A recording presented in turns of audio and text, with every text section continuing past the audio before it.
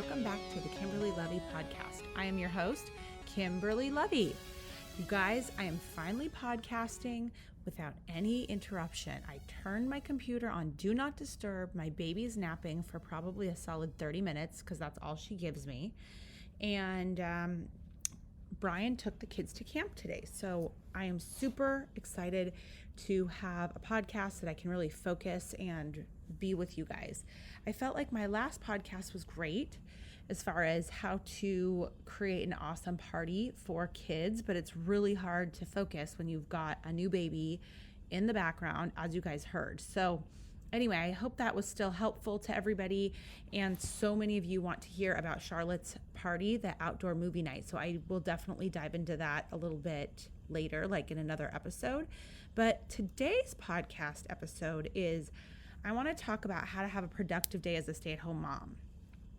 Okay, so a lot of stay-at-home moms, a lot of us are actually ex-employees. We are ex-business women. We are accomplished. We are goal-oriented. We are task-driven. A lot of us are. And so in talking to so many of you out there listening, a lot of us have the same struggle with being a stay-at-home mom. There's definitely a lot of pros and a lot of cons to being, a working mom versus a stay-at-home mom, and kind of somewhere in between. I've kind of played all of those sides, but I want to really hone in on the stay-at-home moms that are struggling, because we don't ever feel like there is a beginning or end to anything. So that feeling when you're at work. Okay, because I used to have a huge career. Just for a little bit of background, maybe I'll just explain that quickly. I used to have a very robust career. I put myself through business school, got my MBA at USC, had 15 years of finance under my belt, and management consulting, which is a very, very demanding job. And I was really good at it. And I basically had to choose at some point. I kind of hit a fork in the road. Do I want to continue to focus on my career and travel all the time and be away from my family more? Or do I want to lean in hard to my family? So I chose the latter, because I just feel like, that's something that's the most important. Family first. Okay. That's a whole other episode as to how that all happened, and it was very difficult. But anyway, we digress. Okay. So for women like me, I think a lot of us are very task-driven, goal-oriented. And when you become a stay-at-home mom, it's amazing, because you never have that feeling of like, oh, I have to attend this meeting with these people I hate, or like, oh, I have to like live and die by my laptop. Or there's so many pros to it that you don't have the case of like the scary Sundays or any of that stuff. It's awesome. But there's also the flip side to the coin, which is you never get that sense of accomplishment. Like, okay, I crushed it at work today. Now I can go home. I can see my husband. I can have a drink and unwind and like celebrate my success, or like totally turn off and, go on vacation. Like, you don't have that end point really. Like when you're a stay-at-home mom, it's literally 24/7. And I remember hearing that before, but I never really lived it. Like the night before, for example, my baby's sleep trained now, but Charlotte woke up at 11:40 because she had to go to the bathroom and needed help, because she couldn't see basically. And then London was up every hour because she needed her pacifier. And I don't know if she wasn't feeling well or whatever, but my husband was sound asleep and I was up throughout the night, and it was exhausting and it was not fun. And then I still had to be completely functional the next day. It's not like I get to lay in bed all day or something, So with that, I wanted to talk to you guys about what I do to create a system and systematize my day so that I can essentially falsely create that feeling again of like accomplishment as a stay-at-home mom. So I want to dive into a bunch of my tips right now. So my first tip is, and this is everything that works for me. Look, take what's helpful to you and leave what's not helpful to you. And it's okay if some of these won't work for you. I'm just letting you know what works really well for me. Okay. So if you're a night owl, maybe this doesn't work and you find a different system, but this is what works for me. Okay. So go to bed early. Tip 1, go to bed early. So we all know our kids love to get up nice and early, and that's kind of not something you can change that much. You might be able to get your kid to sleep until like, from 5:30 in the morning to like 7, but at the end of the day, they have to go to school or camp or whatever. So that's just something. Kids get up early by nature, I feel like, or not all kids, but a lot of kids. Like Charlotte loves to sleep, but Carter is my early bird. But anyway, they need to be functional the next day. So they need to go to sleep early. And what I do is I try and get everything done so that as soon as my kids are down, I have maybe an hour until I am sleeping. And so I get in bed within 20 to 30 minutes after putting my kids down. So, and that gives me enough time to unwind. I don't really have a lot of time to watch TV, which is fine.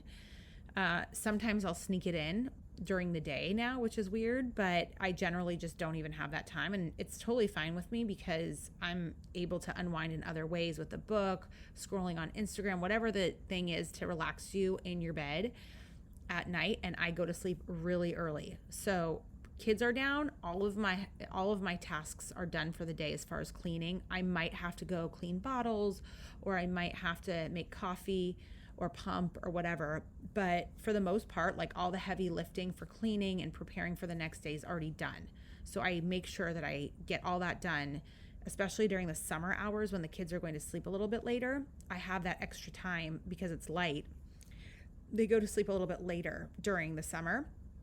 So I really try and use that time and let the kids maybe watch TV for 30 minutes or read when I'm cleaning up the kitchen and getting everything ready for the next day. And so that way, when the kids are down, I don't have like a pile of things to continue to do. This is really hard, by the way, to do when you're pumping. That's the one thing that was really hard for me. It was like, okay, I got everything done for the day and now I need to stay up for like another hour to pump.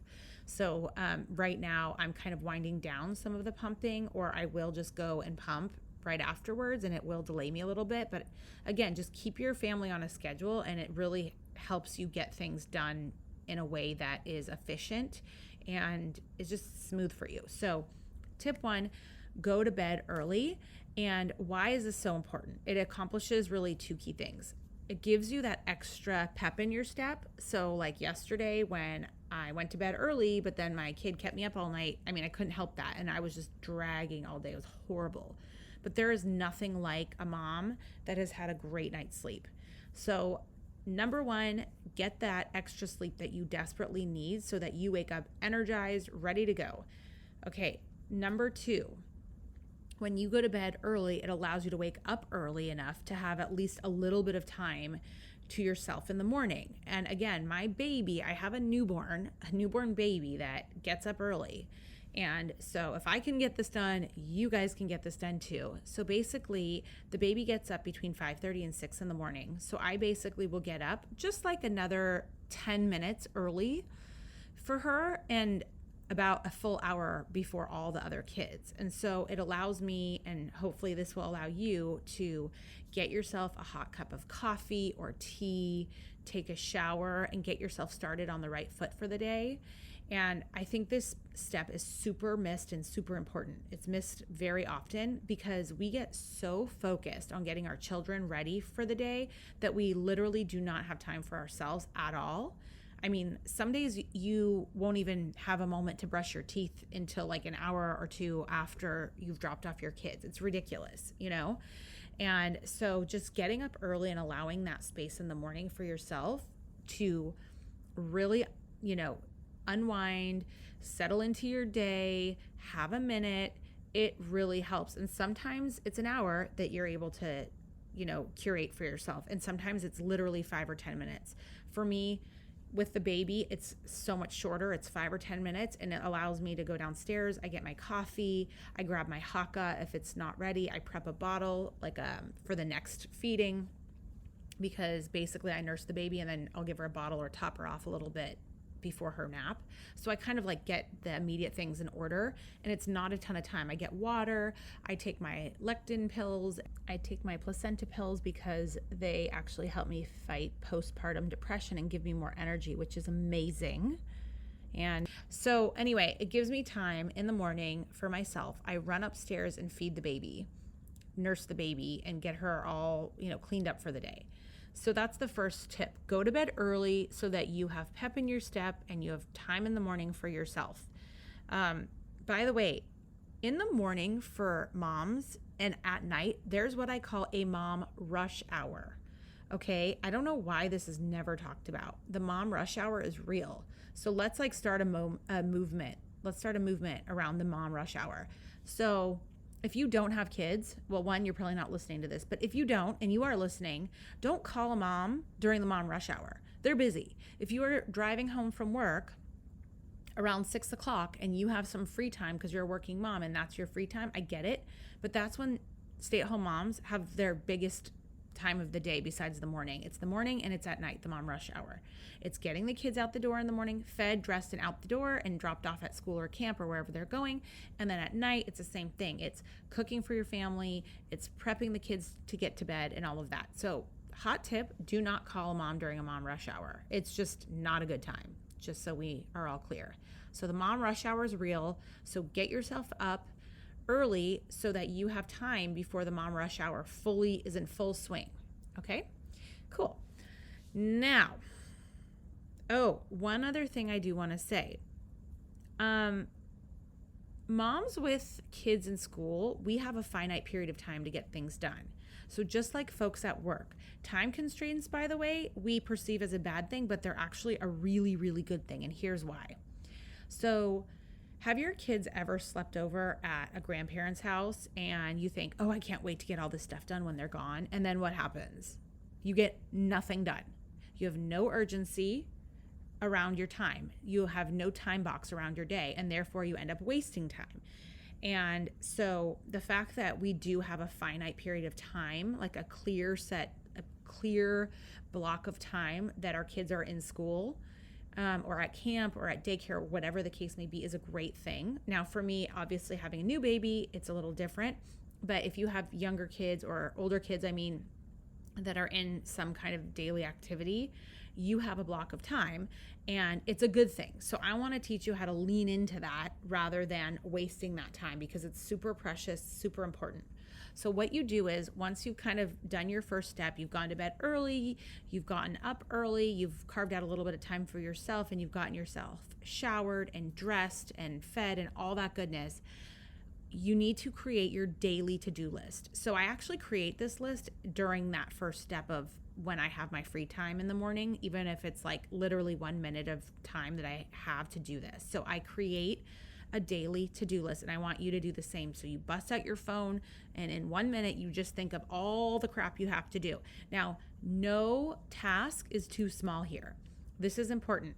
I want you to put things on there like take a shower, brush your teeth. It sounds ridiculous, but it's important that you literally put every little thing in there so that you can build that momentum. Make your bed, whatever your smaller tasks are in the morning, just to kind of get yourself pulled together, put it down on your to-do list, because it is super important. And what happens is, if you miss those steps, your whole day ends up not happening and happening to you instead of you taking control of your day.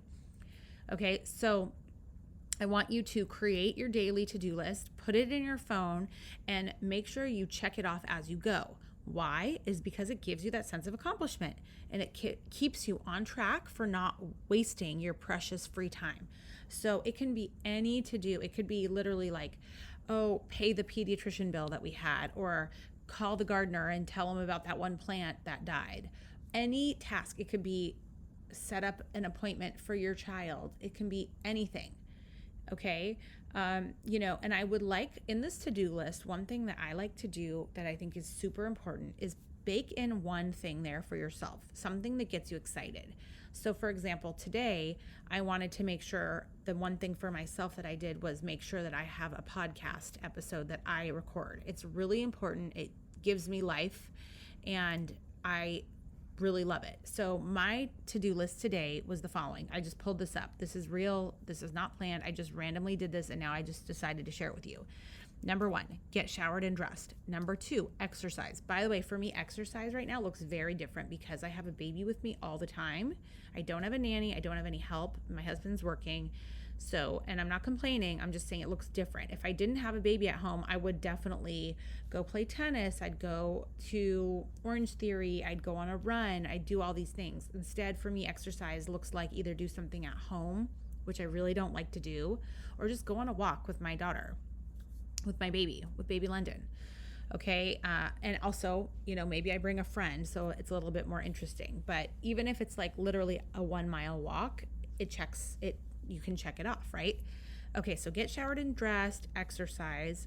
I have to write and send out the thank you notes for my daughter's birthday. I have to order a present for one of our friends. I have to clean up Charlotte's gift bags. I have to call the pool guy regarding our pool because our pool heater broke. I have to schedule a health check for Charlotte. I need to go to CVS to get razors. I want to book our trip to Orange County and podcast. Okay, so that's my to-do list for the day. And right now, I haven't done most of it, but I'm going to get to all of it or I'm going to attempt to get to all of it because it's there. And why is this important to stick to kind of the goals that you set out for yourself? It's because that's the way you build confidence, you guys. Do you know that this is a little hot tip? I feel like as a stay-at-home mom, we lose confidence. And I think part of the reason why we lose confidence is because we lose ourselves and we don't get any kind of external validation. Let's face it, kids, our new bosses, they don't give you that validation. I mean, they do, but it looks different, right? Like we get it, but it's in a very different way. It's not that your boss is like giving you a performance review and telling you what a great job you did during that amazing, presentation. A kid might just give you a big hug and say, I love you, mommy, something cute like that, but it's just not the same feeling. So I learned this from Ed Milet, is that he says confidence is gained through keeping small promises or promises to yourself. Confidence is gained through keeping promises you made to yourself. So this is a really great way to make sure that you are getting that kind of built-in confidence by saying at the end of the day, after you've gone through your to-do list and you've actually knocked off a bunch of them, you feel that sense of accomplishment. It feels good.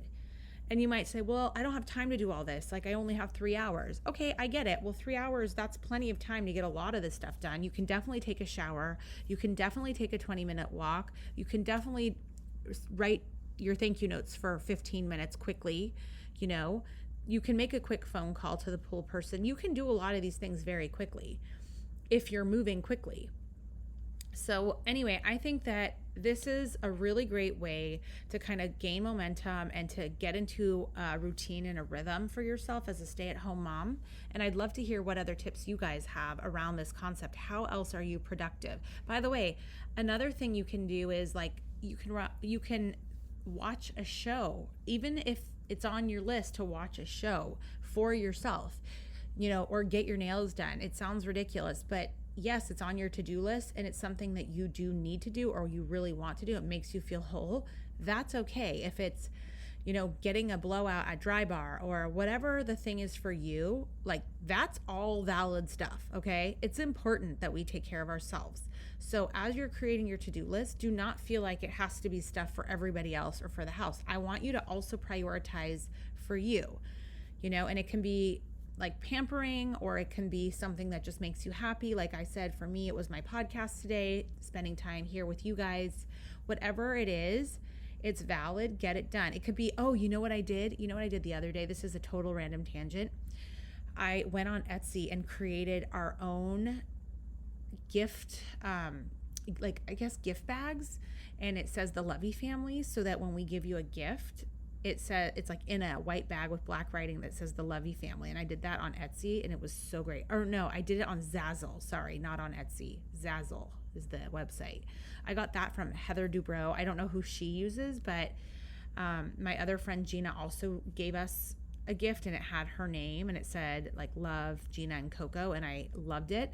So anyway, I don't know why I just had to share that with you, but that is so cute. And then we also got like little custom ribbon. How cute is that? So I'm super excited about it. But even, something that you want to do for yourself that you've been meaning to do, or for your family like that, like it's all valid stuff. So with that, this is a great little mini episode on how to be productive. I'd love to hear the tips and tricks you have to being productive. And I hope that this has been fun. Thank you guys for listening. I love you so much. And please rate me 5 stars on Apple Podcast and follow me. Hit the plus button, share it, And thanks for popping in with me, and have a great rest of your day. Love you guys. All right, that is it for today. Now, as you know, some of our best conversations actually happen after the show. So I want you to find me on Instagram at Kimberly Lovey and let me know your thoughts about today's show. You can screenshot this episode and let us know what your biggest takeaway was and tag me at Kimberly Lovey and we can share it on our stories. I will see you again, same time, same place next week.